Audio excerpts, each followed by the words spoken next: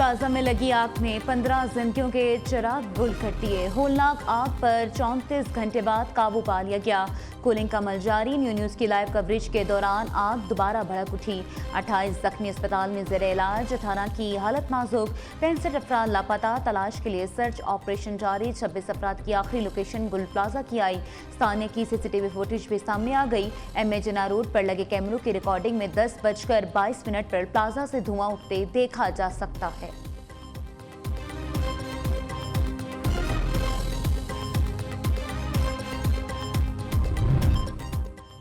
कराची में गुल प्लाजा के करीब सूरत-ए-हाल तशवीशनाक हो गई। मुतासरा इमारत के तरफ शहरियों की बड़ी तादाद जमा। चोरी के सामान के लालच में शहरी अपनी जान भी खतरे में डालने लगे।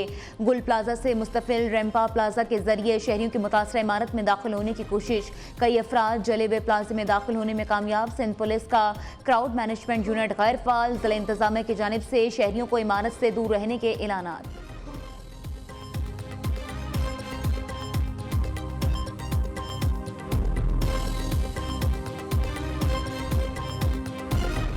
गुल प्लाजा जिसमें मेरा ख्याल है 10:15 बजे के करीब आग भड़की। इस वाक़े में काफ़ी जानी नुकसानात हुए हैं। इस वक्त तक 15 हमें बॉडीज़ रिकवर हुई हैं। उसके अलावा तकरीबन 65 अभी हमने लेटेस्ट नंबर्स दिए जो 1 बजे के हैं। 65 यानी 65 लोग मिसिंग हैं।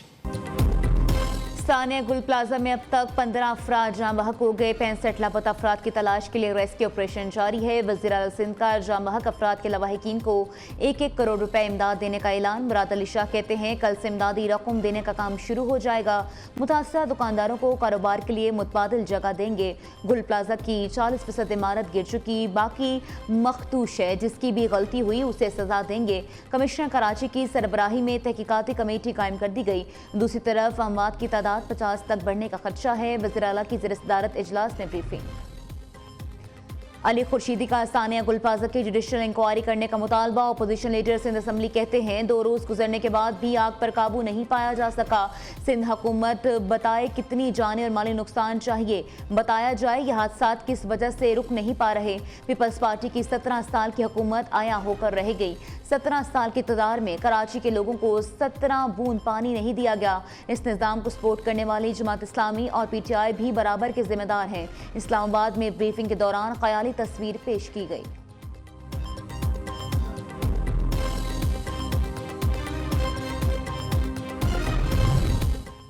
लोगों की जिंदगी बचाते हुए जान देने वाला फायर फाइटर, मोहब्बत करने वाला नौजवान था। फुरकान अली को क्रिकेट खेलने का बहुत शौक था। हफ्ते की रात अक्सर नाइट मैच खेलता था। फुरकान 4 बहनों और 3 भाइयों में सबसे छोटा था। बहनें अपने लाडले भाई को याद करते हुए आप दीदा हो गईं।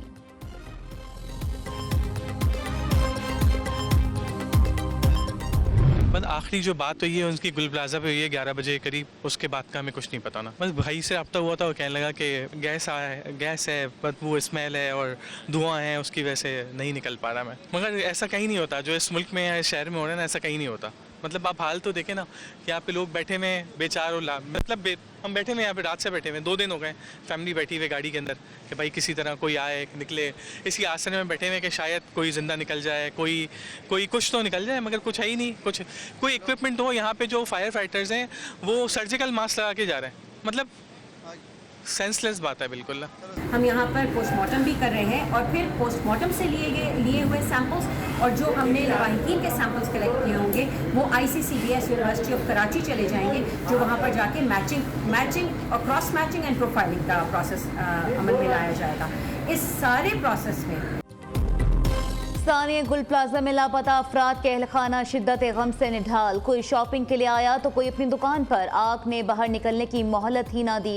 अहलखाना ताहाल अपने प्यारों के लिए प्लाजा के बाहर मौजूद। 26 साल उसामा की गुल प्लाजा में खिलौनों की दुकान थी। उसामा के भाई का कहना है 2 रोज से प्लाजे के बाहर मुंतजिर बैठे हैं। उसामा ने हफ्ते की रात को बताया था धुआं काफ़ी ज़्यादा होने की वजह से निकलना मुश्किल हो गया है।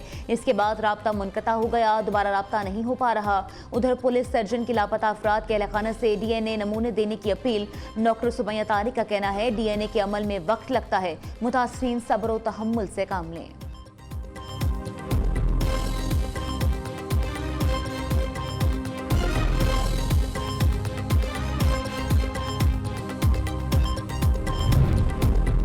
इब्तदाई तफ्तीश के मुताबिक कोई तखरीबकारी से शवाहिद नहीं मिले। एडिशनल IG कराची आज़ाद खान की गुल प्लाजा के दौरे के मौका पर मीडिया से गुफ्तगू। कहा, इंतजामिया ने हमें रिपोर्ट दी है कि किसी की गफलत पाई गई तो मुकदमे का इंदराज भी होगा। DIG साउथ असद रजा का कहना है, मलबे से लाशें निकलने का सिलसिला जारी है। जाम बहक अफराद में 11 मुकम्मल, 3 लाशें अजाब की शक्ल में हैं।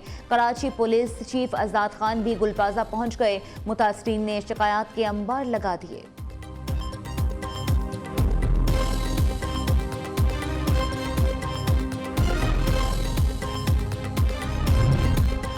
चार मंजिला इमारत में लगी आग पर काबू पाने में 33 घंटे लग गए। ये कैसा जुल्म है, कैसी बेबसी है। अब भी न जाने कितने लापता अफराद बिल्डिंग में मौजूद हैं।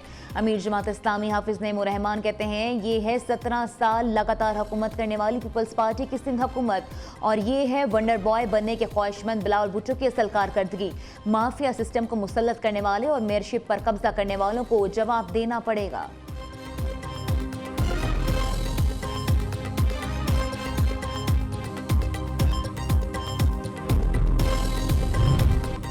पाकिस्तान एयरफोर्स का दस्ता सऊदी अरब पहुंच गया। जदीद F-16 ब्लॉक 52 तैयारे सऊदी अरब के शाह अब्दुल अजीज एयरबेस पर लैंड कर गए। शाहीन कसीरुल कौमी फ़ज़ाई मशकें स्पेयर्स ऑफ विक्ट्री 2026 में शिरकत करेंगे। मशकों में पाकिस्तान, सऊदी अरब, अमरीका, बरतानिया, फ्रांस और इटली समेत 10 ममालिक के फ़ज़ाई अफवाज शरीक। PAF के दस्ते की शिरकत इलाकाई अमन और बैनुल अक़वामी अस्करी ताउन के लिए पाकिस्तान के अज़्म की आकाश।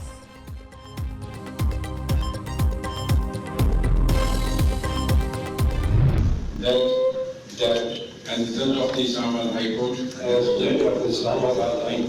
I will discharge my duties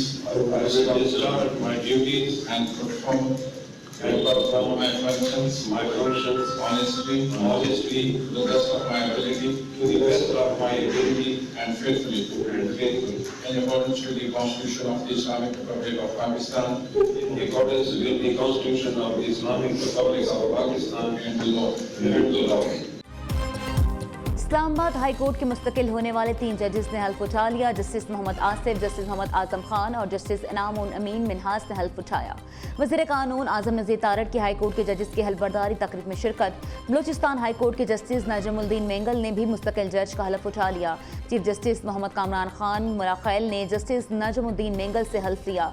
वज़ारत कानून ने सदर ममलिकत की मंजूरी से तमाम जजेस की तैनाती का नोटिफिकेशन जारी किया था।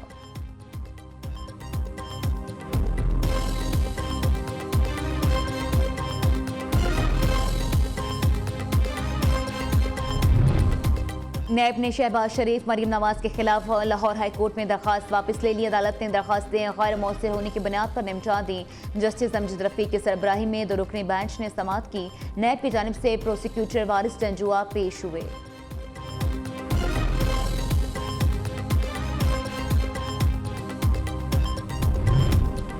अडयाला का मुस्तकिल रिहायशी जेल में फ्रस्ट्रेशन का शिकार हो चुका। इंतशार की सियासत की वजह से इसके अपने भी साथ छोड़ गए हैं। स्टेट मूवमेंट चलाने वाले तहफ़्फ़ुज़ कुर्सी मूवमेंट की फिक्र में है। फिल्मी डायलॉग मारने और हवा में तीर चलाने से तहरीकें नहीं चलती। वज़ीर इत्तलात पंजाब अज़मा बुखारी का कहना है, माजी में पंजाब के अवाम को बुज़दार और गोगी जैसे लोगों ने झांसा दिया। दोबारा अवाम की नुमाइंदा हुकूमत आई तो तरक्की और खुशहाली भी वापस आई। मरीम नवाज का हर मंसूबा आम आदमी को रिलीफ देने के लिए है।